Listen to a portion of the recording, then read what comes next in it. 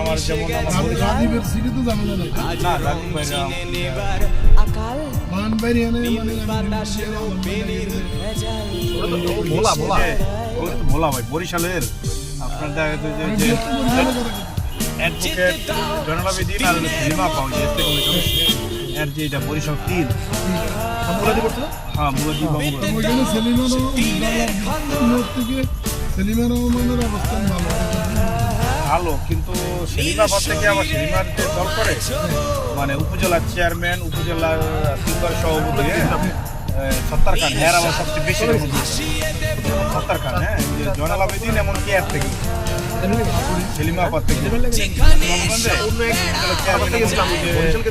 তিনবারের সভাপতি ছিল তো, আবার বরিশাল উত্তরের আবার সে সাংগঠনিক আর অনেক কর্মী আছে এই জনগণের, কিন্তু নেতা তো আমার দুইজন আবার হ্যার থেকে একজন স্থায়ী কমিটির সদস্য, একজন তো যাই হোক এখন এখানে দিছে আরে ওর নাম কি এই জয়নাল আবেদীন দিছে তো সত্তার খা এখন স্বতন্ত্র প্রার্থী হিসাবে হে নির্বাচন করতে চাইতেছে। যদি সে নির্বাচন করে তাহলে ওই সিট এমনি 100% হারবো, কারণ জয়নাল আবেদীনের থেকেও বেশি জনসমর্থন হইল এর ওই চেয়ারম্যান যার কথা বললাম সত্তার খা।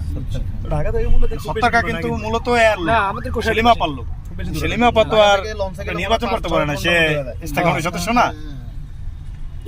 আর যদি এর লাগে যদি চেয়ারম্যানের লাগে যদি না বসায় দেয় ঝামেলা আছে।